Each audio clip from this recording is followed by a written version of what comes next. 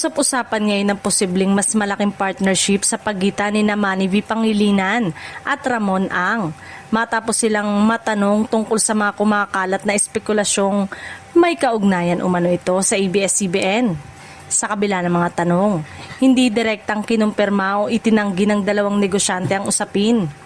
Napangiti lamang si MVP at itinuro si RSA nang tanungin tungkol sa issue, habang sinasabi naman ni RSA na malaking karangalan para sa kanya ang makatrabaho si MVP at hinikayat ang publiko na abangan ng mga susunod na anunsyo. Samantala, nilinaw ng TV5 President at CEO na si Guido Sabaliero na wala siyang maibibigay na detalye tungkol sa mga usap-usapang may kinalaman sa umano'y pagbili ng ABS-CBN. Ayon sa kanya, dumalo lamang si RSA sa pagdiriwang ng kaarawan ni MVP at wala siyang impormasyon na maaaring ibahagi hinggil sa naturang issue. Gayunpaman, masayang ibinahagi ni Zabaliero na marami pang kapanapanabik na proyekto ang nakahanda sa patuloy na collaboration ng TV5 at ABS-CBN Studios.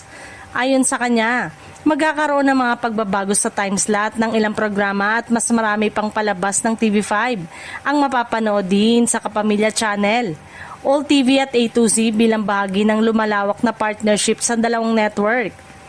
Nagbigay rin ng positibong pahayag si Zabaliero nang matanong kung may posibilidad bang mapabilang ang ilan sa mga artista ng Starworks sa mga susunod na proyekto ng ABS-CBN.